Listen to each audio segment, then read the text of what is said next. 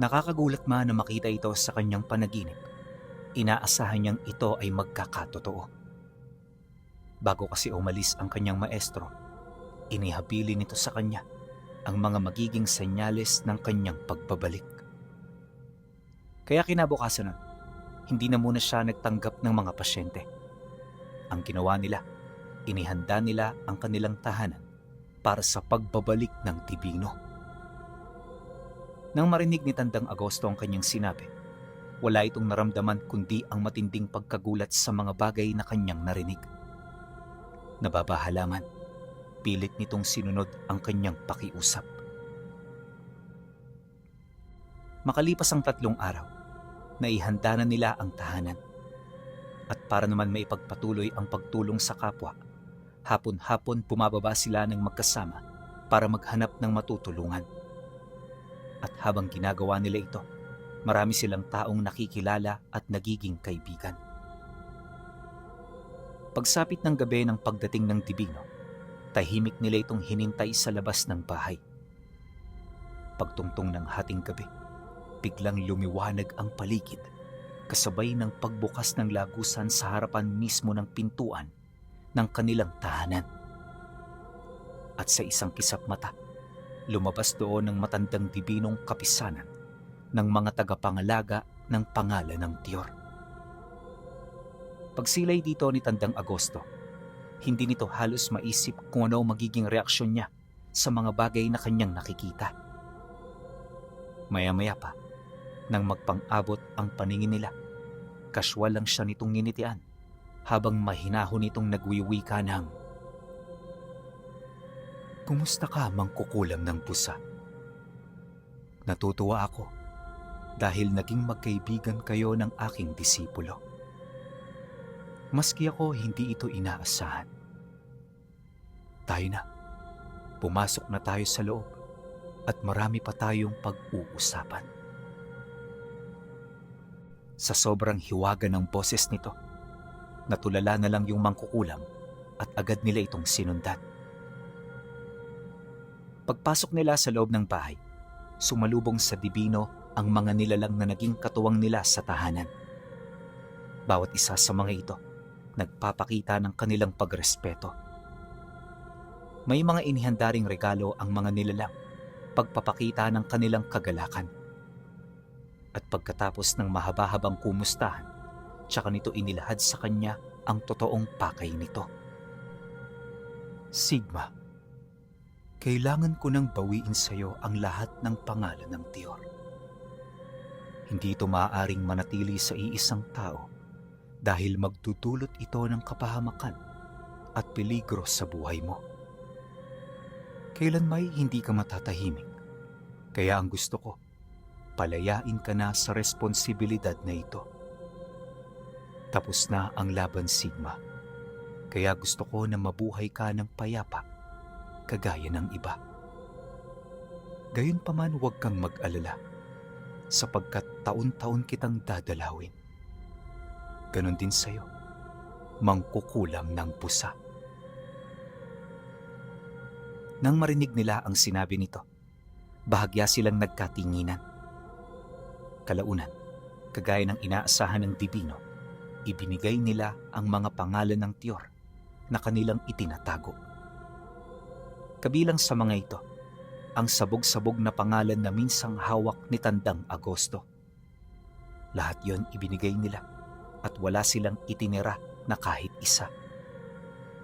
Pagkatapos nun, kinuha ito ng Divino at ipinasok sa dimensyon na hindi nila mawari kung saan. "Batid ko ang kalituhan sa inyong mga puso. Pero huwag kayong mag-alala, sapagkat sa 1 buwang pananatili ko rito, ipapaliwanag ko ang lahat. Ipapakita ko sa inyo ang malalakas na antingero na kadugtong ng ating dugo. Bawat isa sa kanila ay nagtatangan din ng Tiyor sa iba't ibang panahon. Malapit nyo na silang makilala, kaya maghintay kayo." "Ha? Ganon ho ba, maestro? At sino-sino naman ang mga taong ito? Kilala ko ba sila? May ideya ba ako kung sino sila?" Wala, Sigma. Ang mga antingerong ito ay nabuhay malayo sa panahon mo. Sila ay kabilang sa mga malalakas na individual na umiral sa ating hanay. Mga taong nalagpasan ang antas ng isang bathala. Kaya sa estado nyo ngayon, malabo nyong masilayan ang kanilang pagkakakilanlan. Kabilang sa mga yan, ang manggagamot na si Cedes, ang antingerong si Ruben, at ang kabalyerong si Dadoy.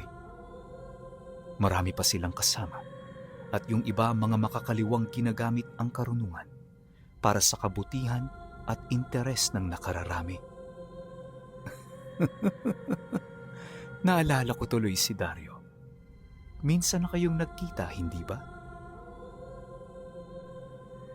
Kinilabutan ako ron, ha. Nang marinig ni Sigma ang sinabi nito, di siya nakasagot. Unang beses lang din niyang marinig ang mga pangalan nito, kaya literal na wala siyang kaide-ideya sa mga individual na tinutukoy ng kanyang maestro. Ayon sa kanya, pangkaraniwan na ang ganoong pangyayari sa kanila, lalo pat lahat ng mga antingerong may kaugnayan sa pangalan ng Tiyor ay magkakaugnay gaano man kalayo ang pagitan ng kanilang mga panahon. At kaya ito nagiging posible ay dahil sa kapangyarihan ng dibinong lumikha ng dimensyon at maglakbay sa iba't ibang panahon at kasaysayan. Sa pamamagitan nito, napapanatili niya ang ugnayan ng bawat pangalan ng Tiyor. Ang kaso lang, may mga pangalan na nalagay sa lihim na panahon. At kaya ito nangyari ay dahil sa mga masikretong antingero na nangakong mangangalaga rito. Matagal na yung hinahanap ng dibino, kaya sa kasagsaga ng pakikipaglaban nito sa totoong kadiliman, may mga pagkakataong tumatakas yon para hanapin ang mga nawawalang pangalan. At kaya niya ito ginagawa ay para mabuo ang 99 na pangalan ng Tiyor. Napakalaking tulong nito upang maitaboy nila ang totoong dyablo na nagbabalak na gumunaw sa mundo. Yun din ang rason kung bakit naatasan si Sigma na magbantay sa mga pangalang hawak niya. Alam ng dibino ang kapasidad niya, kaya kahit marami itong disipulo sa iba't ibang panahon, siya ang napiling pagkatiwalaan nito. Matapos naman nilang marinig ang tungkol dito, hindi nila nagawang sumagot. Kahit ang mangkukulam ng busa, gulat na gulat sa mga narinig nito. Ramdam din nila na nagsasabi ng totoo ang kanyang maestro, gawa ng ni minsan, hindi pa yon nakapagsinungaling sa kanya. At sa pagpapatuloy ng kanilang pag-uusap, nangako ito na isasama silang dalawa. Kaya yun gagawin ng dibino dahil ito ang magiging pabuya nila sa mga bagay na kanilang ginawa. Di man ito nakita ang kanyang mga pinagdaanan, naniniwala ito na merong naging kabuluhan ang lahat ng mga sakripisyo nila. Ang mga kasamahan niyang nawala, pumanaw na merong naiambag na maganda at mabuti sa mundo. Mariing din itong inilahad na wala na siyang dapat ikalungkot dahil ang mga kaluluwa nito ay pinaghahandaan na ang paraiso sa kabilang buhay. Balang araw magkikita rin kayo. Kaya sa ngayon, Sigma, tutukan mo muna ang buhay mo rito sa mundo. Tandaan mo, hindi umiikot ang ating mga puso sa mga nawala na, bagkus ay para ito sa mga nabubuhay pa. Sige na, gawin niyo na muna ang inyong trabaho. Sa mga susunod na araw darating ang sultan para tayo'y samahan. At nga pala, Sigma, may mga nararamdaman akong kakaibang puwersa sa baryo. Mag-ikot-ikot kayo kapag may oras. Siguraduhin nyo na wala roong nananamantala. Pagkasambit nito ng mga katagang yon, dali-dali na yung umalis para magpahinga. Sila Sigma naman, naiwan sa sala, pilit na pinag-iisipan ang mga bagay na narinig nila. Ilang minuto pa ang lumipas, nagdesisyon na silang bumaba para maglibot-libot. Kasalukuyan kasi noong walang pasyente, kaya sila na mismo ang naghanap ng mga taong matutulungan sa baryo. Sa kanilang paglalakad, panay ang kanilang pag-uusap ni Tandang Agosto ukol sa mga sinabi ng Dibino. Yung mangkukulam kasi, hindi makapaniwala sa mga narinig niya. Ayon dito, pamilyar ang mga pangalan na sinabi nito sa kanila, kaya hindi ito nagkakamali na yon ay totoo.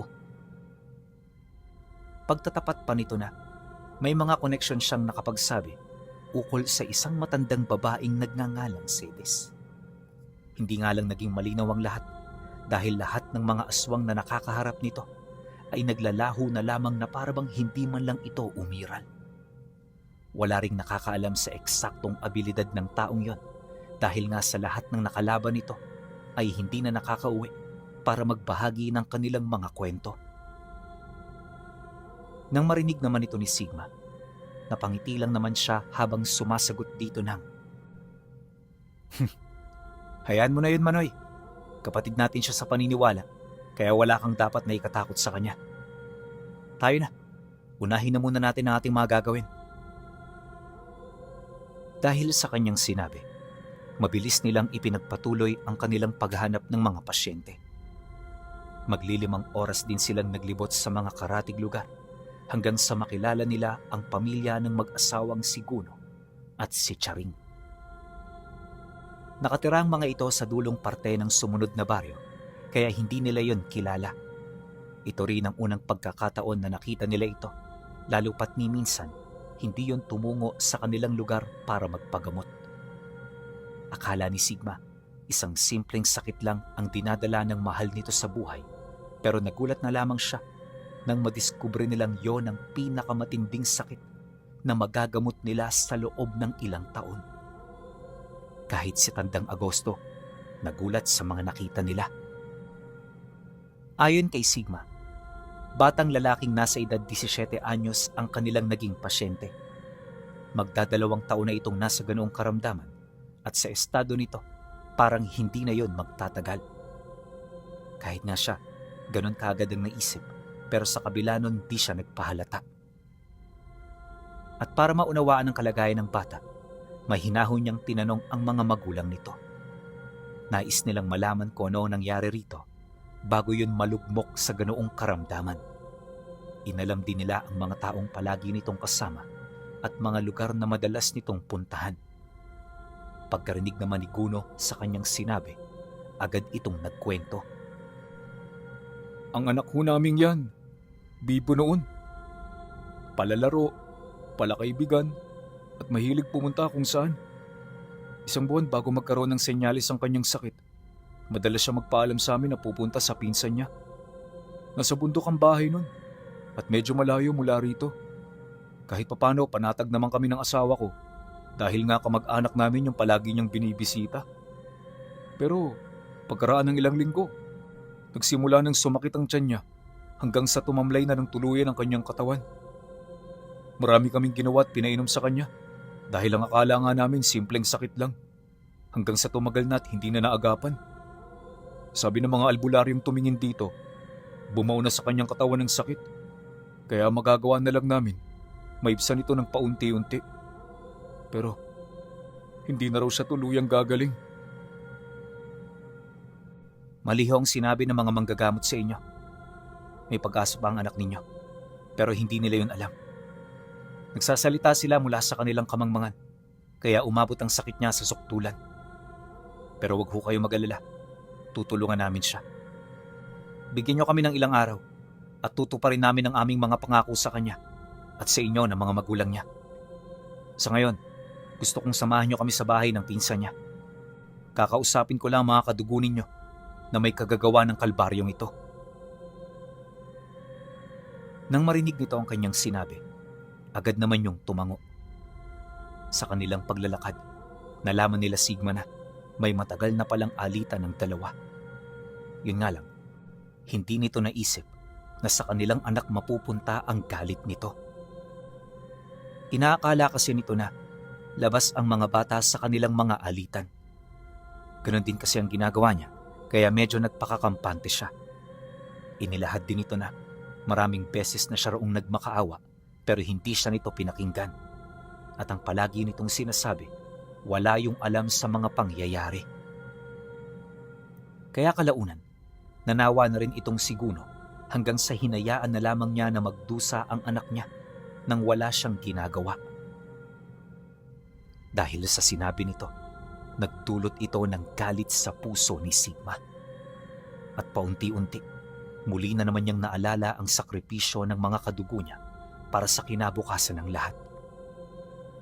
Bagaman inaasahan niya ito, hindi niya sukat akalain na may mas demonyo pa pala sa kaibigan niya. Pagkaraan ng kalahating oras na paglalakad, narating nila ang isang lumang bahay sa paanan ng burol na nasa harapan lang ng palayan. Mula sa malayo, isa lang itong pangkaraniwang tahanan. Pero nang makalapit na sila, agad nilang napansin ang mga buto ng hayop na nakasabit sa bakuran. Hindi ito nagkataon lang dahil alam ni Sigma na ang mga bagay na yon ay pawang nagsisilbi nitong babala at pangontra. Pagpasok nila sa pintuan, agad naman nilang nakita ang pinsan ni Guno na nagmamadaling naglalakad papalapit. Subalit, di pa man ito nakakaharap sa kanila, biglang nabahag ang buntot nito nang makita siya at ng kaibigan niya. Walang sabi-sabi, bumalik ito sa parte na malapit sa pinto para doon na lang sila hintayin. Nang mapansin naman ito ni Sigma, napangiti lang naman siya habang dahan-dahang lumalapit. Hanggat maaari, di na muna siya nagsalita dahil alam niya sa kanyang sarili na malalaman din niya ang mga kagustuhan nito pagharap nila. Maya-maya pa, nang marating na nila ang harapan ng bahay, nakita nila ito nakabado at aligagana. Hindi na yun mapakali at kulang na lang takasan sila ng mga ito. Gayunpaman, hindi ito ginawa ng lalaki na parabang ayaw nitong mapahiya. Kalaunan, pagpang-abot ng mga tingin nila, kampante naman ditong nagwika si Guno ng, Pinsan, ito yung mga manggagamot na tutulong sa anak ko. Pumunta kami rito para kausapin ka. Lilinawin ko lang, hindi ka namin pinagbibintangan ha, kaya huwag ka na munang magalit.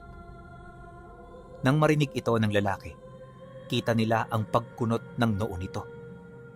Di man ito nagsasalita pero halatadong hindi nito nagustuhan ang ginawa ng pinsan niya.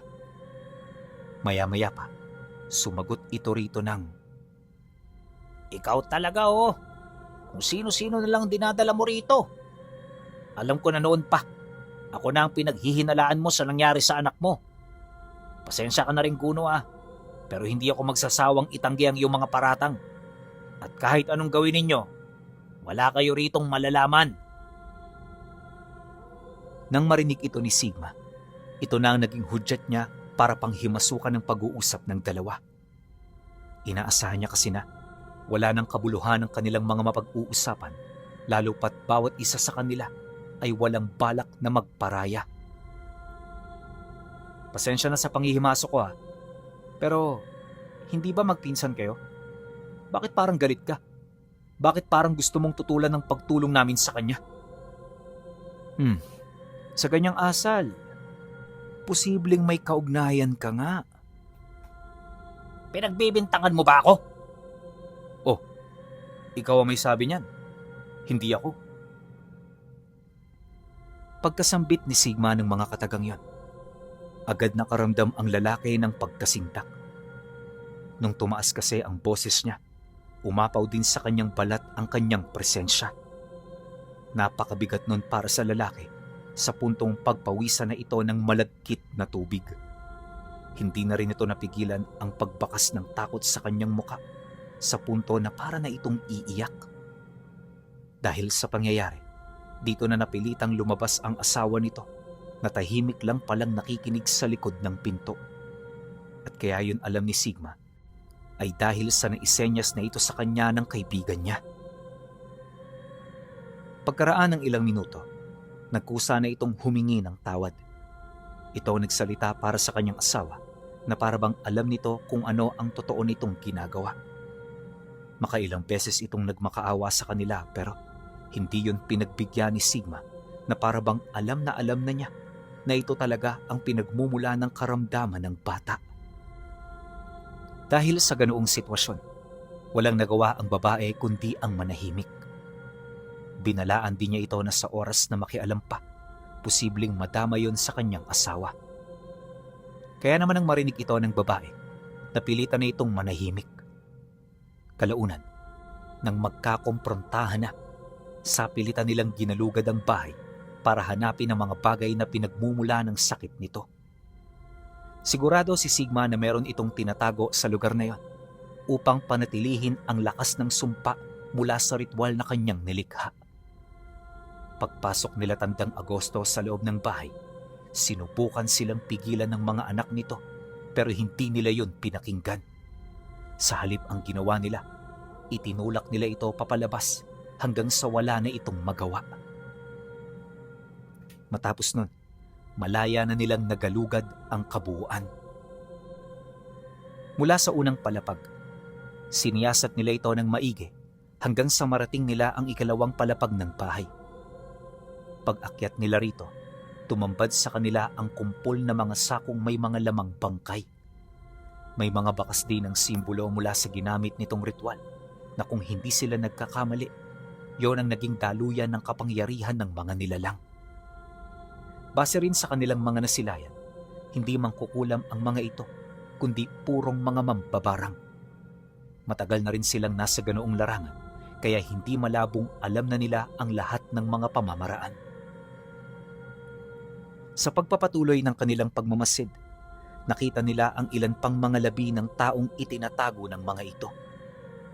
Karamihan sa mga labing yon, kung hindi bangkay ng sanggol, labi ng mga bata. May mga kasama rin itong hayop at sa pinakadulo nitong bahagi, bumungad sa kanila ang isang karton na nakabalot ng supot. Pagbukas nila roon, may nakita silang rebulto na gawa sa luwad, nakawangis ng anak ni Guno.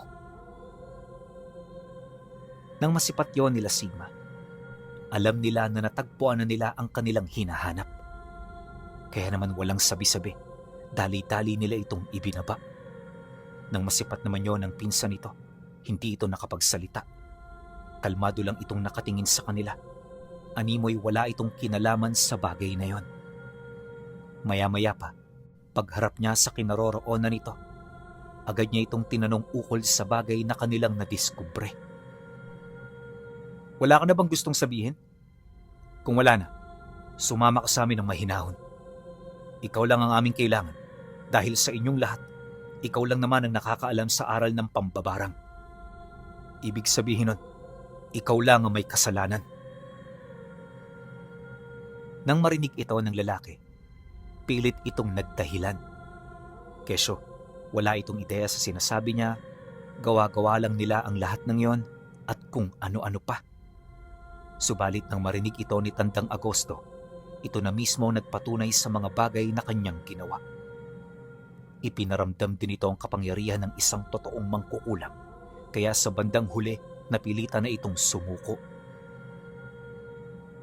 Sa kanilang paglalakad, dito nila napag-usapan ang tungkol sa parusang kahaharapin nito. Inakala kasi ni Guno na sila ang gagawa ng bagay na yon, pero nagkamali siya. Dahil nang marinig ito ni Sigma, ito mismo ang nagsabi na siya lang ang pwedeng magdesisyon kung ano ang mangyayari sa taong yon. Dagdag pa nito na lahat pwede niyang gawin alang-alang sa ikatatahimik ng kanilang mga kaluluwa. Dahil sa kanyang sinabi, bahagyang napahinto itong si Guno.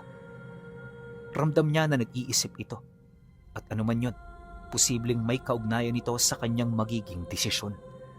Kitang-kita rin niyang nag-aalangan ito na parabang hindi katanggap-tanggap ang pasya niya.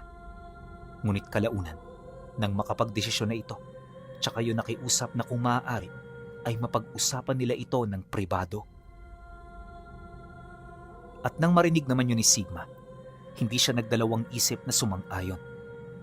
Pagtango niya, agad nilang iniwan si Tandang Agosto kasama ang pinsan nito. Nang mapansin naman yun ng matanda, bahagya itong tumigil sa paglalakad. Ilang minuto rin yung naghintay hanggang sa makabalik na sila. Maya-maya pa, nang makarating na sila sa isang pribadong lugar, agad nilang pinag-usapan ang nais nitong mangyari. Manoy Sigma, Pwede ko bang patayin ang pinsan kong yan? Masyado kasing mabigat ang ginawa niya sa anak ko eh. Kaya kahit anong gawin ko, hindi ko siya mapapatawad. Yun ay kung hindi yun labag sa nais ninyo. Pagkasambit nito ng mga nais nitong gawin, agad namang tumango si Sigma. Pwede naman. Anong desisyon mo? Tapusin na ba natin dito? O dalhin pa natin sa bahay ninyo? Kung papatayin mo lang din naman, edi dito na lang natin gawin. Mas madali yun. Lalo na maraming lugar na pwedeng mapagtapunan ng bangkay niya. Nang marinig naman ito ng lalaki, hindi yun umimik. Dito nagsalita pero ramdam niya na seryoso ito sa mga sinabi nito. Kaya pagbalik nila sa kinaroroonan ng dalawa, agad niyang inabisuhan si Tandang Agosto ukol sa nais nitong mangyari. Pagkarinig naman ng matanda sa kanyang sinabi, napangiti lang naman ito kasabay ng malakas na pagtulak nito sa lalaki. Wika pa ni Tandang Agosto, O, paano yan? Isinusuka ka na ng pinsan mo. Kung ako sa'yo, magdasal ka na sa Diyos na kinikilala mo. Matapos itong sabihin ni Tandang Agosto, agad namang lumuhod ang lalaki sa harapan ni Kuno. Halos mangiyak-ngiyak na ito pero wala silang nakikitang emosyon mula sa ama ng batang biniktima nito. Nang mapansin naman yun ni Sigma, pasimple niya itong inabutan ng punyal habang nagwiwika ng, "Huwag mo nang patagalin at marami pa tayong gagawin. Sige na, Guno, patayin mo na yan." Nang marinig naman ni Guno ang sinabi niya, agad nitong kinuha ang punyal habang tahimik na lumalapit. At sa pagharap nilang dalawa, bigla na lamang itong napasigaw ng malakas. At habang sumisigaw siya, paulit-ulit niyang itinatarak sa katawan nito ang punyal na hawak niya. Literal na hindi niya yun nilubayan hanggang sa tuluyan na itong mamatay. Pagbagsak ng labi nito, agad itong hinila ni Tandang Agosto papalayo. Maya-maya pa, kaswal itong bumalik na parabang walang nangyari. Ilang minuto pa ang lumipas. Nailigpit na nila ng maayos ang lahat ng bakas. Pagbalik nila, agad nilang tinulungan ang bata. Inabot ng 3 oras ang nangyaring gamutan bago nila tuluyang maalis ang lahat ng sumpa nito sa katawan. At nang matapos na nila ito, agad silang nagpaalam para umuwi. Hindi na nila tinanggap ang mga bigay ni Kuno dahil alam nila na mas kakailanganin ito ng kanilang pamilya.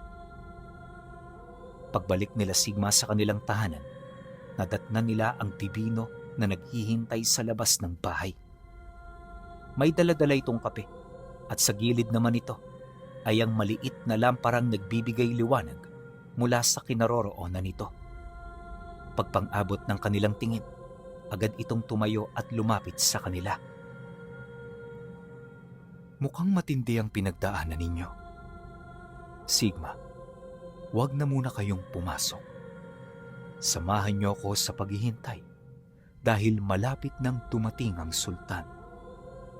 Ramdam ko na meron yung kasamang panauhin, kaya salubungin natin sila ng masaya." Matapos nitong magsalita, agad naman silang sumang-ayon. At pagkaraan pa ng kalahating oras, nagpakita na ang lagusa ng sultan.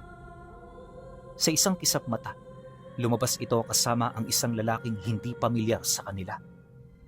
Nang mapansin naman yun ni Tandang Sugon, kaagad itong nagwika sa kanila ng, Ito nga pala si Amang, ang kaibigan ko. O Sigma, hindi ko inaasa na magiging kaibigan kayo niya ni Agosto ah. Ano ang nangyari? Akala ko ba papatayin mo ang tampalasang yan? Ano, gusto mo bang ako na lang ang tumapos sa kanya?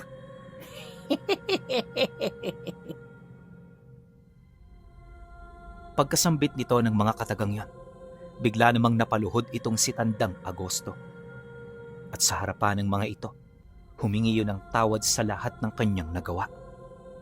Dagdag pa nito na unti-unti na niyang binabago ang kanyang sarili upang maging mabuting tao. Nang marinig naman yon ng Divino, agad naman itong sinang-ayunan ang lahat ng sinabi nito. Kaya naman yung sultan, literal na hindi na nakaimik. Nawala na rin ang galit na nararamdaman nito hanggang sa maging kasyual na ang kanilang pag-uusap. Dahil sa pangyayaring yan, kung kaya't nailahad ng Dibino ang binabalak nitong paglalakbay. Nang marinig naman yon ni Tandang Sugon, kaagad namang napaluhod ang kaliwang binti nito habang sumasagot dito ng, Aming karangalan ang sumama sa inyong paglalakbay, mahal na Dibino. Maraming salamat sa imbitasyon at habang buhay namin itong maaalala. Tama na ang formalidad, Sugon. Sige na, dalhin nyo na yung mga gamit ninyo at nang makapagpahinga na kayo. Sa ikatlong araw mula sa gabing ito, mangyayari ang kabilugan ng buwan. Ito ang magiging hudyat natin sa ating paglalakbay. Matapos nitong makapagsalita, kagad naman silang nagpahinga. Dumaan ang mga araw, wala na silang ibang ginawa kundi ang maghanda. Seryoso sila Sigma sa kanilang mga gagawin, kaya bawat detalyeng binibitawan ng Dibino, inuunawa nila ng husto. At sa pagsapit ng nakatakdang araw, maaga pa silang tumungo sa bundok kung saan magmumula ang lagusan. Malayo ito sa kanyang tahanan, kaya halos buong maghapon silang naglakad. Bandang 7:00 na ng gabi nang marating nila ito, kaya wala na silang nakitang tao roon. Malapit lang din sa bayan ang bundok na yon, kaya mula sa tuktok, abot tanaw ang malawak na komunidad na tinitirhan ng mga ito. Habang pinagmamasdan nila ito, naging abala naman sa paglikha ng lagusan ang Dibino. Ipinadaan niya yon sa katawan ng isang malaking puno na matagal nang nakabuwal sa tuktok.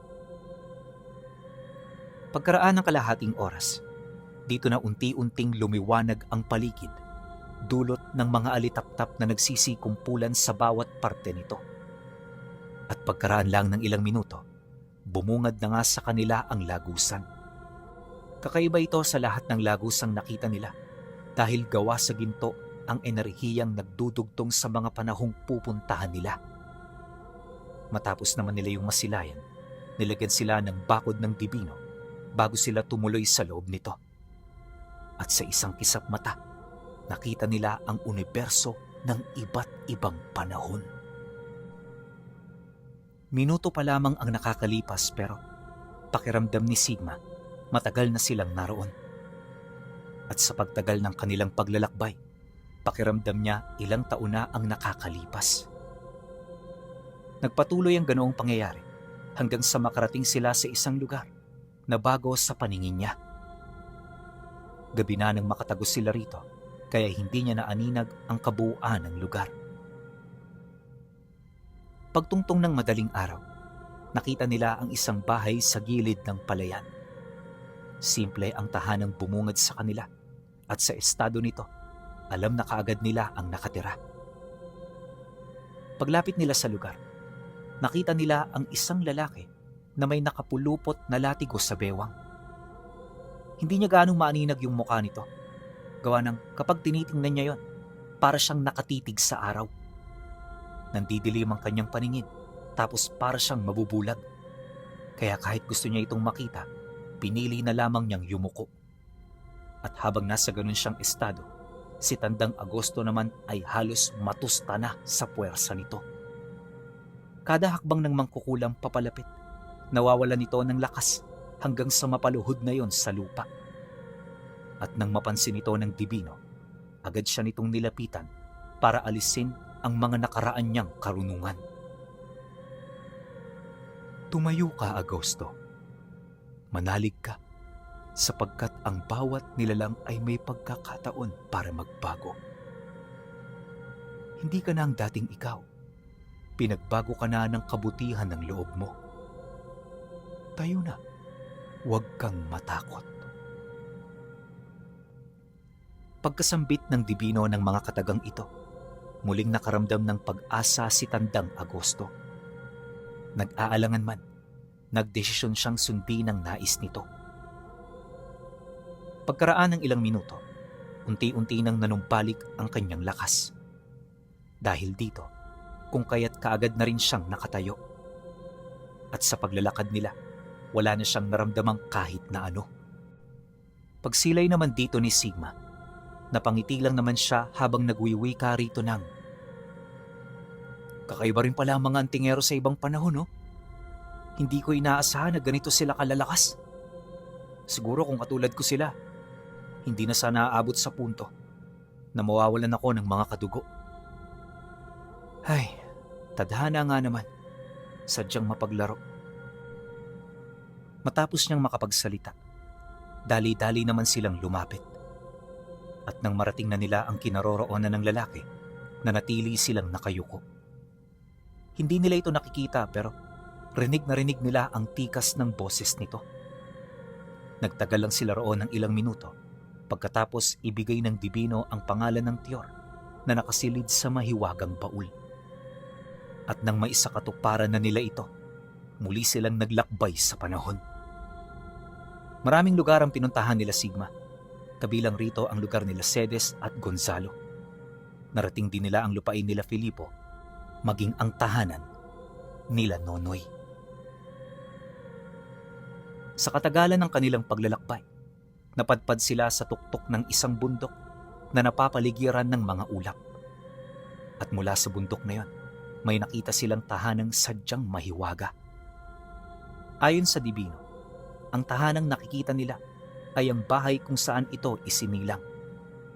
Mula dugo hanggang kaluluwa, Dibino ang kanyang maestro, kaya naabot nito ang ganoong estado. Dagdag pa nito na, matagal na panahon na bago niya yun muling nasilayan dahil sa dami ng kanyang pinagkakaabalahan. Nagtagal sila sa bahay na yon ng ilang araw, kung saan dito niya nalaman ang iba't ibang kakayahan nito. Ayon kay Sigma, purong ginto ang gamit sa lugar na yon. Lahat doon libre dahil ang mga pagkain tumutubo sa mismong ulap. Hindi ito nagmumula sa puno na para bang kusa itong ibinibigay sa mga taong nakatira sa bahay. Lahat din magagawa mo roon, kaya halos wala kang obligasyon. Dagdag pa ni Sigma na mabagal ang pagtakbo ng oras, kaya kahit gabi na sa mundo ng mga tao, umaga pa rin dito. At mula roon, kitang-kita nila ang mga liwanag ng sibilisasyon. Bale, ang bahay ang nagsilbi nilang tuluyan tuwing nakakaramdam ng pagod ang Dibino.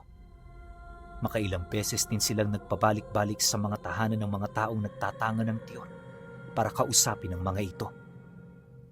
Ang kaso lang, hindi yun nakausap nila Sigma sa kadahilan ng masyado silang namangha sa kakayahan at kapangyarihang tanga ng mga ito, lalong-lalo na yung tinatawag nilang Cedes. Sadyang kakaiba sa lahat ng nakilala niya.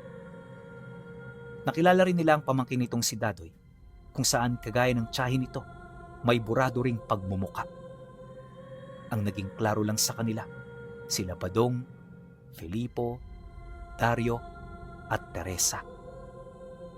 Pero alam niyo ba, na sa lahat ng nakita roon ni Sigma, may isang tao siyang hindi makalimutan. At yon ay walang iba, kundi ang maranhig na si Ruble. Tama kayo nang narinig. Nakita rin niya ang nilalang na yon. At sa maniwala kayo o hindi, isa ito sa mga nagtatangan ng pangalan ng Tiyor. Hindi niya halos maisip kung papaano ito nangyari, lalo pat itong si Ruble ay purong kaliwa. Nang mapansin naman yon ng kanyang maestro, tsaka siya nito nilapitan para paliwanagan. Hindi sa tangan mong aral na babase ang pagiging karapat-dapat para ikaw ay maging tagapagbantay. Tama ka, iho. Purong maranhig si Ruble, pero ang puso niya ay malinis at busilak. Yan ang rason kung bakit nakakapagtangan siya ng pangalan ng Tiyor. Sa kabuuan ng ating paglalakbay, siya ang ating magiging kasama, kaya mula ngayon, masanay na kayo. Nang marinig naman nila ang sinabi nito, napatingin lang naman sila kay Ruble, na kasalukuyang nakikipag-usap sa sultan at kay Amang. Habang pinagmamasdan nila ito, wala silang ibang napapansin kundi ang mayat-mayang paglabas ng anyo ng maranhig na nagtatago sa katawan nito. Ayon sa kanya, pangkaraniwan lang na makita nila ito dahil na rin sa talas ng kanilang ikatlong mata. Nang mapansin naman ito ang kanilang pagmamasid, bigla sila nitong nilapitan. Pangisi-ngisi pa si Roble noon, animoy matagal na sila nitong kakilala. At sa pagharap nila, dahan-dahang nabago ang tingin nila rito. Mapagbiro si Roble pinuno, kaya kalaunan naging kalapit na nila ito ng loob. At sa kanilang pananatili, naging kasama nila ito sa paglalakbay sa mga panahon. Maliban sa mga individual na kanilang nakilala, dito rin nila nakilala si Commander Kipong at Commander Ligaya. Yung mga taong yon, likas na dalubhasa pagdating sa pakikipaglaban. Di hamak na mas malakas din ang mga tanga nitong kakayahan, kaya nung makilala nila ito, hindi nila maiwasang mamangha. Maliban din sa dalawa, nakilala din nila si Ingkong, ang dibinong tagapangalaga ng isa sa pinakamakapangyarihang agimat sa mundo. Kapantay ito ng dibinong maestro niya, pero hindi nito piniling maglakbay sa mga panahon. Minabuti kasi nitong manatili sa panahon niya upang maranasan ang pagtanda at kamatayan ng isang ordinaryong tao. Ayon sa kanyang maestro, isang kadakilaan ang ginawa ni Ingkong. Sa kabila kasi ng walang katapusan nitong buhay, mas pinili nitong maging ordinaryo kasama ang mga minamahal niya. Bagay na hindi kayang gawin ng maestro niya. Pagtatapat pa ni Sigma, pagkatapos nila itong makilala, marami pa silang mga lugar na napuntahan. Bawat isa sa mga ito, nagtataglay ng mga antingerong nagsisilbing tagapagligtas sa kanilang mga kapanahunan. Nagtagal ng halos 2 taon ang paglalakbay nila bago sila bumalik sa kanyang tirahan. Nung may isakatuparan na nila ito, tsaka pa lamang kinuha ng dibino ang mahiwagang baul na naglalaman ng lahat ng pangalan ng tiyor. Matapos nun, binigyan siya nito ng regalo na habang buhay niyang tatanganin. Sigma, gusto kong mabuti ang kalagayan ninyo bago kami umalis. Bibigyan kita ng isang kahilingan. Kahit ano tutuparin ko, basta sa ikaliligaya mo. Pag-isipan mo ito ng maigi, meron kang 2 araw. Nang marinig ito ni Sigma, hindi siya kaagad nakasagot. Maingat niya yung pinag-isipan hanggang sa lumipas ang araw na yon. At pagkaraan ng isang buong araw, tsaka niya maingat na pinagnilayan kung ano ang hangad niyang pabuya. Maraming pumapasok sa kanyang isipan noon, pero lahat yon dahan-dahang nagbabago. Naunawaan niya kasi na pansamantala lang lahat ang mga ito, kaya hindi ito dapat na maging kahilingan niya. At sa pagsapit ng araw na napagkasunduan, muli siyang tinanong ng kanyang maestro. Ano ang gusto mong hilingin, Sigma? May naisip ka na ba? Meron na ho, maestro. At ang gusto kong matupad ay ang pag-alis nyo sa lahat ng malalakas na karunungan sa katawan ko. Gusto kong maging kagaya ni Ingkong, isang ordinaryong tao. Sa tingin ko ho, magiging masaya ako sa ganoong estado. Ganon din ho ang gawin niyo kay Tandang Agosto para maranasan namin ang buhay na regalo ng Panginoon. Pagkasambit niya ng mga katagang yon, hindi kaagad nakasagot ang dibino. Gulat na gulat man, batid nito na seryoso siya sa mga bagay na sinasabi niya. Kaya kahit may kalituhan, bukal sa loob nitong tinupad ang kanyang mga kahilingan. Matapos ang kanilang pag-uusap, pinapasok silang 2 ni Tandang Agosto sa silid nito. At mula roon, nagsagawa ito ng ritual hanggang sa mabawi na nito ang lahat ng kanilang karunungan. Paglipas ng araw na yon, isa na silang mga ganap na tao. Mga tao na wala na kahit na anong espesyal sa katawan. Pero sa kabila nito, may mga tangan pa rin silang agimat na magbibigay proteksyon sa kanila. Kinabukasan, pag-alis ng dibino at ng sultan, dito na rin nila naramdaman ang pagod at panghihina ng isang mortal. Ngunit sa halip na maalarma, tila bang ikinatuwa pa nila ito. Dumaan ang mga buwan, ramdam nila ang hirap sa kanilang paghahanap buhay. Si Tandang Agosto nga noon, naghahanap na ng paraan para matakasan ang ganoong pakiramdam, pero naging bigo ito. Lahat kasi ng alam niyang aral, literal na wala ng bisa. Noong una, inakala niyang may kulang lang, pero sa paulit-ulit niya, nanawa na rin siya hanggang sa hindi nagtagal, tinanggap na lang din niya ang gano'n nilang tadhana. Para mabuhay, araw-araw silang nagsasaka. Palagi na silang magkasama noon, gawa ng hindi na rin nakakapanggamot itong si Sigma. Mabuti na lang talaga na natili sa tabi nila si Guno at ang pamilya nito na siyang nagpadala ng kwento. Sa tulong ng pamilya ni Guno Pinuno, unti-unti nilang naisaayos ang kanilang mga buhay. Nasanay na rin sila sa ganoong estado hanggang sa ituring na nila ito na normal. Mula noon, wala na silang ibang iniisip kundi ang pagsasaka, pagbebenta ng karne sa merkado at pagbibigay ng serbisyo sa mga taong nangangailangan sa kanila. Kahit anong trabaho pinapatos nila para lamang merong maiuwi. At kahit gaano kahirap ang sitwasyon, hindi sila nagkahiwalay ni Tandang Agosto. Palagi silang magkasama sa anumang hamon ng buhay. Dala ng awa naman ni Guno sa kanila, pinatira nito ang dalawa nitong anak sa kanilang bahay. Ito ang naging katuwang nila Sigma nang sa gayoy makaluwag-luwag naman sila sa trabaho kahit papaano. Sa loob ng 3 pananatili nito, wala namang naging problema. At tuwing wala silang ginagawa, pinipili nilang pag-usapan ang mga nakaraan nila. Ang mga batang yon ang naging saksi sa kanilang mga kwento hanggang sa kalaunay hindi na nila ito nakalimutan pa. Inakala rin niya na habang buhay nang magiging gano'n ang estado nila, pero lingid sa kanyang kaalaman, meron pa palang darating na problema. Isang hapon, nagkahiwalay sila ni Tandang Agosto. Nataon kasing may nangangailangan ng serbisyo nito sa bayan, kaya hindi ito nakasama sa araw ng pagtatanim. Gusto sana itong samahan ni Sigma pero importante rin ang panahong yon. Gawa ng lahat ng mga magsasakang magtatanim sa bukid, yun lang din ang mag-aani kapag sumapit ang kapasan. Importante sa kanila ang magaganap na pag-aani sa kadahilan ng wala na silang naitatagong palay. Bago umalis si Tandang Agosto, masaya pa itong nagpaalam sa kanya. Sigma, baka abutin ako ng gabi sa baryo ha. Pagka nauna ka, kumain ka na. Huwag mo na akong hintayin.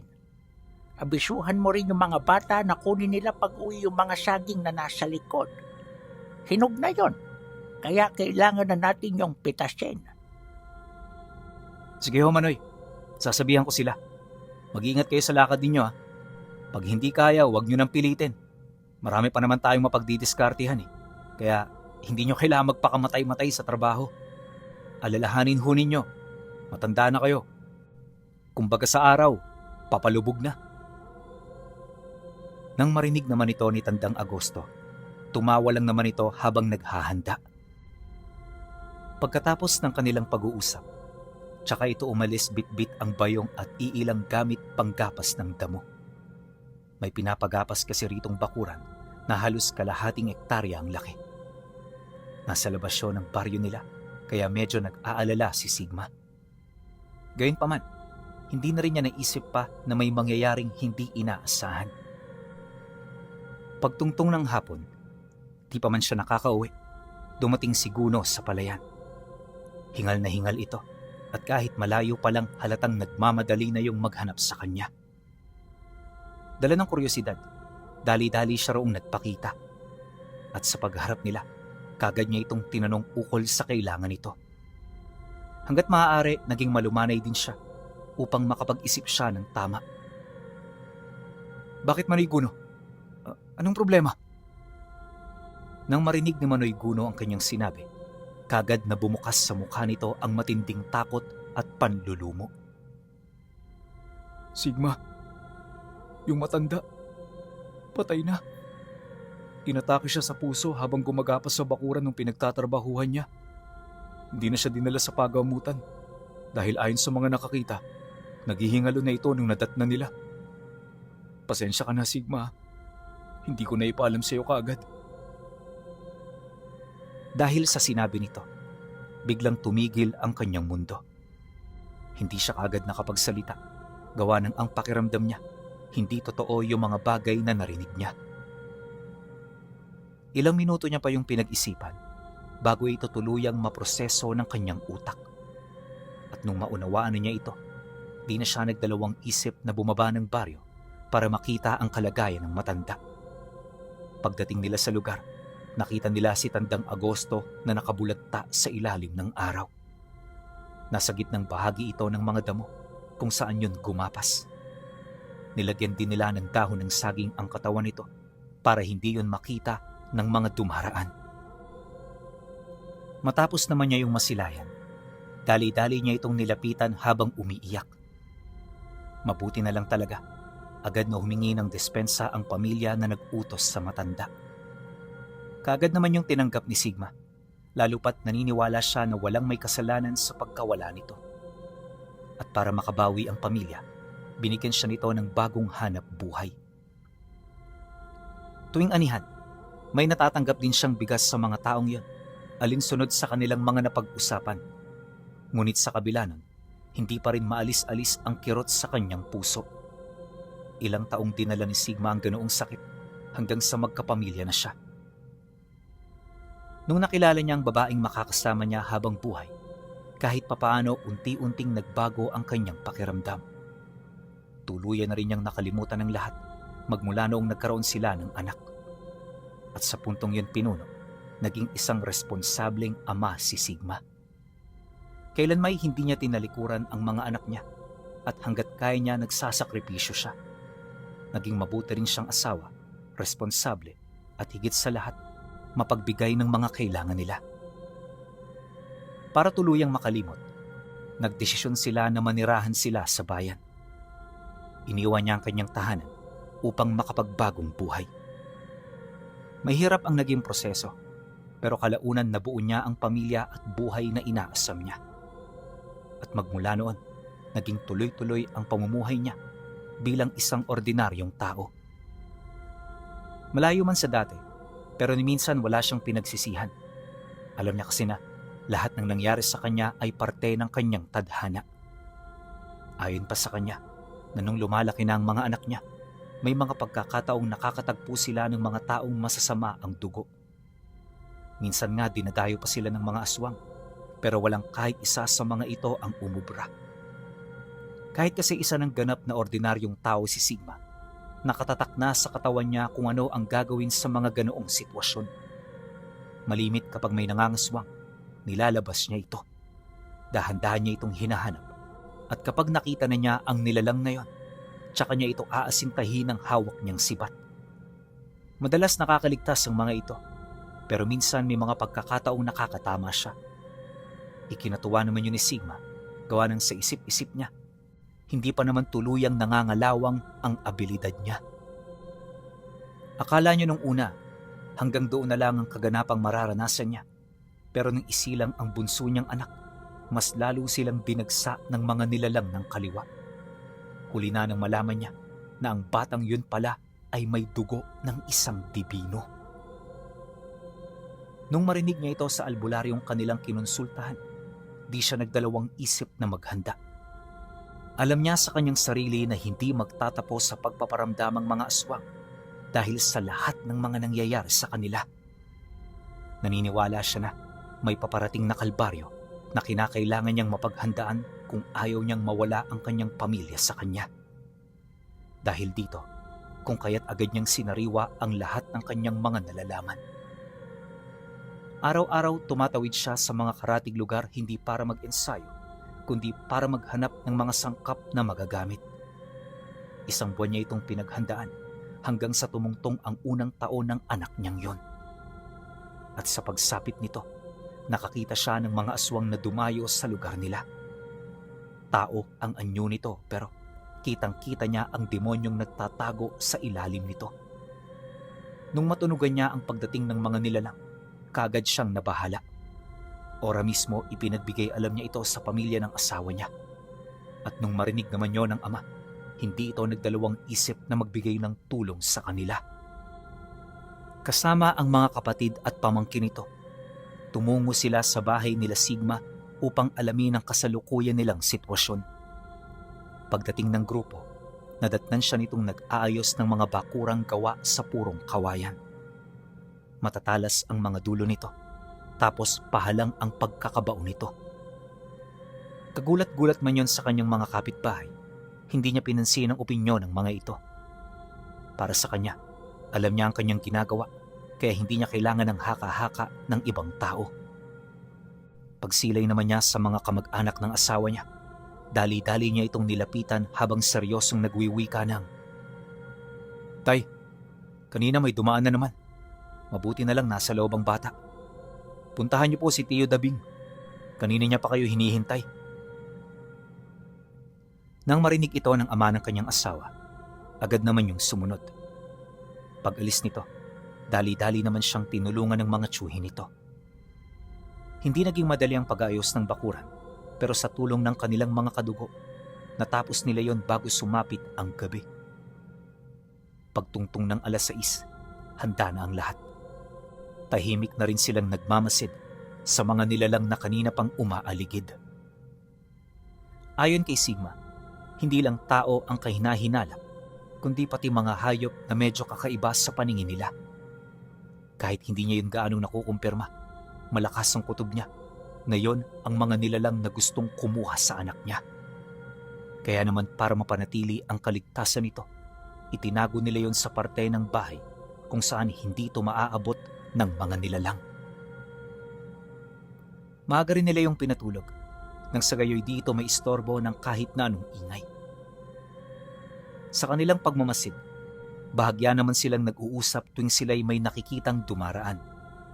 Aminado kasi ang bawat isa sa kanila na wala silang tangang karunungan o hindi naman kaya'y mutya. Dala ng pagkainip, napilitan ng magwika sa kanya yung isa sa mga tiyuhin nito na minsan ding nag-aral ng lihim na karunungan. Sigma, sa tingin mo nandirito na ba ang mga hinahanap natin? Di ba dati ka ang tingero? Dapat alam mo ang mga bagay-bagay. Tiyo, alam ko ho mga bagay-bagay, pero lahat ng abilidad ko wala na sa akin. Ang tanging naiwan ay yung kutob ko at karunungan laban sa kanila. Pero wag ho kayong mag-alala, hindi ako papayag na merong makalusot ngayon dito. Nang marinig naman ito ng tiyuhin niya, ipinagpatuloy na nito ang pagmamasid. Sinuway na kasi yon ang nakatatanda nitong kapatid, gawa ng kanina pa silang nag-iingay. 2 oras ang lumipas. Dahan-dahan nang nagbago ang simoy ng hangin. Si Sigma noon, matinding kaba na ang nararamdaman, dulot ng mga huni na kanina pa nilang naririnig. Kitang-kita na rin nila ang pagiging aligaga ng mga alaga nilang hayop, indikasyon na merong mabangis na nilalang ang nagmamasid. Maya-maya pa, bumungad sa kanila ang isang butot balat na babaeng gumagapang. Wala itong saplot sa katawan, tapos napakakintab ng balat nitong kasing itim ng uling. May nanlilisik din itong mga mata, tapos ang dila nito halos 3 dangkal ang haba.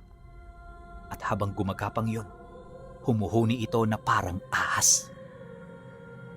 Di kalayuan naman sa kinaroroonan ng nilalang, may napansin sila sa isang puno na nilalang na merong mahabang pakpak. Di nila yun gaanong naaaninag pero naniniwala sila na aswang ito. Marahil kasama ito ng babaeng gumagapang papalapit at kung hindi sila nagkakamali, yon ang tagapagmasid ng grupo. Hindi naglaon. Pagtago nila sa likurang bahagi ng bakod, agad naman itong gumapang papaitaas. Mabilis itong nagapang ng nilalang hanggang sa makarating na ito sa loob ng bakuran. At nang makatapak na ito roon, muli itong humuni kasabay ng mabilis na pagdating ng mga kasama nitong nilalang. Mabilis itong lumapag bago ito tuluyang kumalat. At sa isang kisap mata, naglaho ito sa mga paningin nila. Kahit yung babaeng una nilang nakita, hindi na rin nila nasilayan, gawa ng masyado itong mabilis para maabutan. Segundo lang ang dumaan Naramdaman na nila itong gumagapang sa dingding ng bahay. At habang ginagawa nila ito, rinig na rinig nila ang pagbaon at pagkarit ng mga kuko nito. Nakakatakot ang ganoong tagpo, pinuno, pero kailangan nilang lakasan ang kanilang loob upang maipagtanggol ang mga mahal nila sa buhay. Sa loob ng halos ilang minutong pagmamasid, walang naglakas loob sa kanila na lumabas.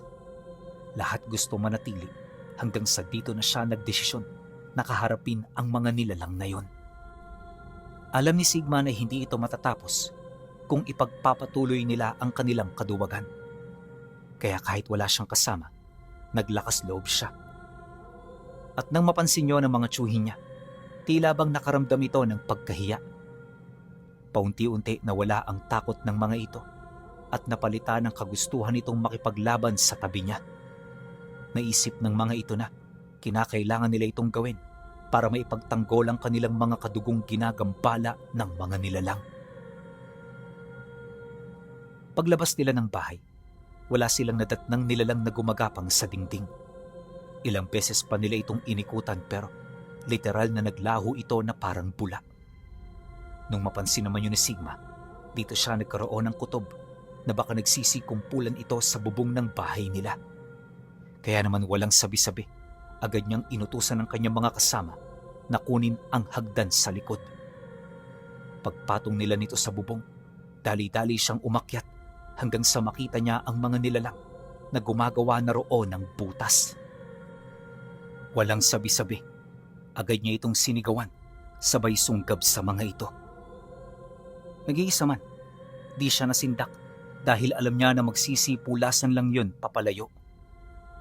Pagrinig naman ito sa boses niya, kagad yung tumalon pababa. Yung iba nagpaiwan, pero marami sa mga ito ang napilitang lumundag. Dahil sa pangyayari, dito niya na yun walang habas na pinagtatataga. Noong una, purong pag-ilag lang naman ang ginagawa ng mga ito, pero sa katagalan tila bang nagkakaroon na ito ng lakas ng loob na atakihin siya. Ayon sa kanya, na sa mga oras na yon, 3 aswang ang kaharap niya. At lahat ito likas na maliliksi at malalakas. Tuwing sinusunggaban nga siya nito, napipilitan siyang umilag dahil hindi niya ito kayang labanan ng harapan. Sa sandali kasi na ginawa niya ang bagay na yon, posible na ihulog lang siya nito sa ibaba. Ayaw niya itong mangyari, lalo pat hindi biro ang taas ng bahay nila. Kaya sa halip na makipagtagisan, pinipili na lamang niyang umilag bago umatake. Ang kaso lang, kahit anong gawin niyang pagtagas sa mga aswang, hindi tumatalab ang talim ng kanyang sundang kahit ibabad niya ito sa mga pangontra. Nung mapagtanto niya ito, nakaramdam siya ng matinding pagkabahala. Gustong-gusto niya na noong humingi ng tulong, pero pagsilip niya sa ibaba, nakita niya ang mga tsuhin niya na abala rin sa kanilang mga ginagawa. Dahil dito, kung kaya't napilitan siyang makipaglaban ng nag-iisa. Sa katagalan, dito niya na unti-unting nararamdaman ang pangingibabaw ng mga nilalang. Maya-maya pa, bigla namang nanlaki ang kanyang mga mata nang sabay-sabay siya nitong sunggaban. Gustuhin man niyang umilag noon, alam niya na masyado na itong imposible dahil nasa dulo na siya ng bubong ng bahay nila. Unti-unti na ring lumulusot sa ilalim ang mga paa niya dahil sa paulit-ulit niyang pag-ilag dito. Kaya naman nung wala na siyang mapagpipilian, buong tapang na lang niya yung sinalubong. Pagpang-abot nila, kaagad na tumarak sa tagiliran niya ang kuko ng mga ito. Mabilis ding bumaon sa kanyang balikat ang mga pangil hanggang sa mahulog na sila sa baba. Si Sigma noon ang unang tumama sa lupa, kaya siya ang sumalo ng lahat ng pinsala. Pagbagsak nila, kaagad namang nagsipulasan ang mga aswang dahil sa pagsugod ng mga tsuhin niya. Maya-maya pa, dahil sa marami sila, nagawa nila itong maitaboy hanggang sa mapilitan na itong umatras. At kaya lang naman ito nangyari dahil napansin ng mga aswang na nagigising na yung mga kapitbahay nila. Matapos nun, 3 sa kanila ang malubhang na sugatan. Kabilang na rito si Sigma na kaagad na dinala sa pagamutan. Ilang araw rin siya roong nanatili bago tuluyang maghilom ang mga sugat niya. At pagkatapos nun, tsaka pa lang siya nakabalik sa bahay nila.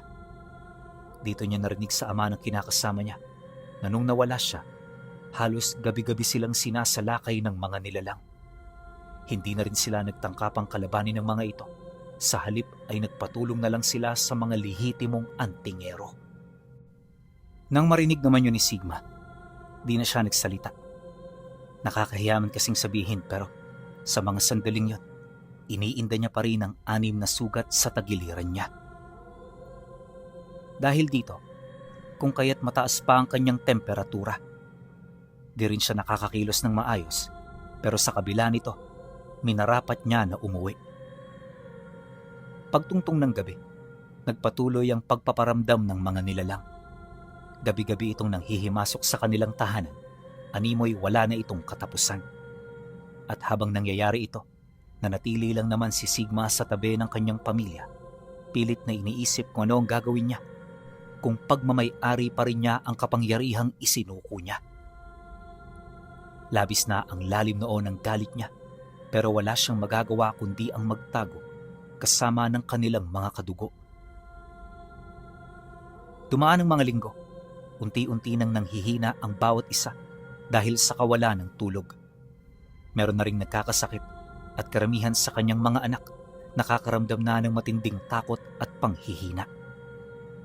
Dahil dito, kung kaya't nagdesisyon siyang humingi ng tulong sa Dibino. Alam niyang matagal pa ang pagbisita nito pero yon ang panahon na kinakailangan niya ang tulong nito. Kaya walang pagdadalawang isip, araw-araw niya itong taimtim na tinatawag. Akala niya imposible itong mangyari, pero pagkaraan lang ng 3 araw, sumagi ang Dibino sa kanyang panaginip. Nung masipat niya ito, abot langit ang naramdaman niyang tuwa. Alam niya sa kanyang sarili na yon ang senyales ng nalalapit nitong pagdating. Kaya hanggat wala pa ang kanyang maestro, matyaga nilang pinigilan ang mga nilalang na nagtatangka sa buhay ng kanyang anak. At sa pagsapit ng araw ng Biyernes, may narinig silang malakas na kulog sa langit kasabay ng pagbukas ng lagusan sa mismong harapan ng kanilang tahanan. At mula sa lagusang yon, lumabas ang kanyang maestro kasama ang isang puting kabalyero. Nagdulot ito ng matinding pagkabulag sa mga nilalang na nagmamasid, kaya bago pa man nila ito mamalayan, kumalas na sa kanilang mga katawan ang kani-kanilang mga ulo. Sa isang kisap mata, bumagsak ang mga nilalang ngayon nang wala ng buhay. At nung makita naman yon ng mga kadugo niya, lahat yon ay nagulat sa mga nangyari. Hindi sila halos makapaniwala na merong ganoong uri ng tao ang umiiral sa mundo. Maya-maya pa, kasyual na kumatok ang kanyang maestro sa pinto. Sigma, buksan mo ito. Meron akong kailangan sa'yo. Nang marinig niya ang sinabi nito, dali-dali siya raong lumapit. Pagbukas niya ng pinto, kagad niyang niyakap ang matanda habang iniinda ang sugat sa tagiliran. Nang mapansin naman yon ng Dibino, di ito nagdalawang isip na paghilumin ang kanyang pinsala. Matapos nun, kagad na bumalik ang kabuuan ng kanyang lakas. Isasama ko ang anak mong may dugo ng Dibino. Mula sa gabing ito, sa poder ko na siya lalaki. Wala kang karapatang tumutol dahil alam mo kung anong mga susunod na mangyayari. Hindi mo na siya kayang protektahan. Kaya alam mo na ito ang nararapat. Ito rin ang rason mo kung bakit mo ko tinawag. Kaya nga po, maestro, tiwala naman po ako sa inyo. Kaya hindi ko tatanungin ang rason ng binabalak ninyong pag-ampon sa bunsong anak ko. Saglit lang ho, magpapaalam lang ako sa asawa ko. Matapos niya yung sabihin, dali-dali naman siyang pumasok sa loob ng bahay. Ang kaso lang, hindi ito kagad sumang-ayon at inabot pa ng umaga bago nila ito napaliwanagan. Ayon sa maestro niya, ang Dibinong ipinanganak niya ang bunga ng kanyang kahusayan sa pakikipaglaban at mga karanasan. Ito ang magsisilbi nitong disipulo at ito ang nakatalagang pumalit dito. Pangako pa ng maestro niya na kapag lumaki na ito, malaya nila yung mabibisita. Sa sandali rin na ito na ang humalili sa trono niya, may kakayahan na itong maibalik ang nawalang kapangyarihan sa katawan niya. Nang marinig naman yun ni Sigma, hindi niya na ito pinangarap. Masaya siya sa buhay kasama ng kanyang mahal, lalong-lalo na ng kanyang mga anak. Dahil sa kanyang sinabi, napangiti lang naman ang kanyang maestro habang kinukuha ang bata. Bago pumutok ang bukang liwayway, tuluyan ng nakalis ang dibino at ang kabalyero. At magmula noon, hindi niya na nakita pa ang anak niya. May mga pagkakataong sumasagi ito sa isipan niya, pero di na siya gaanong nag-aalala pa. Saan man ito naroroon, nakasisiguro si Sigma na nasa mabuti itong kalagayan. Naniniwala rin siya na abala ito sa pagsasanay, kaya wala silang karapatan na ito ay istorbohin.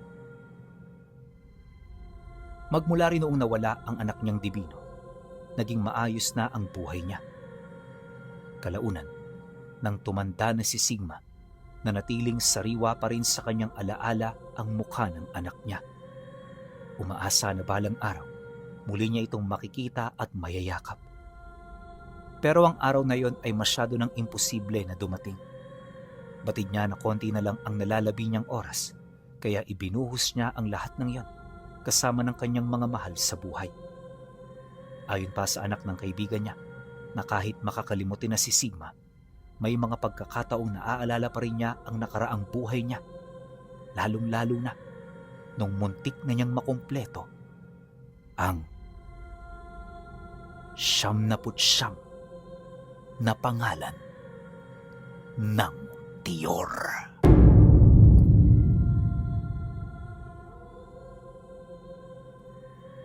Okay,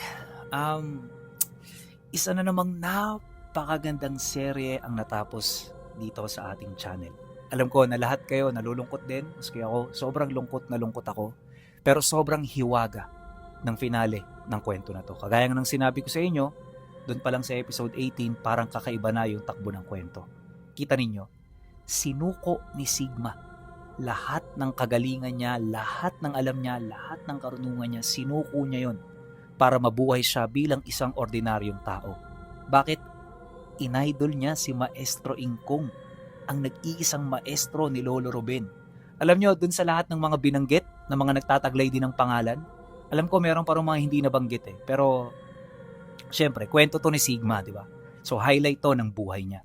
Ang angas lang na binanggit yung mga, alam niyo na, yung mga kilala talagang nandito sa channel natin. Kaya doon pa lang sinimulan na akong kilabutan. As in, lalo na nung binanggit din si Ruble. Diba, ang bangis nun, nakasama niya pa. So overall, masasabi ko sa kwento, sobrang ganda nito, kakaiba sa lahat, tsaka sobrang angas. Pero syempre kayo pa rin. Kung may opinion kayo sa buong serye na to, comment nyo lang sa baba. Tsaka palambing naman ako kahit 6K likes lang para sa nagpadala ng kwento ng Tiyor. Napakaganda nito. Yun lang. Salamat.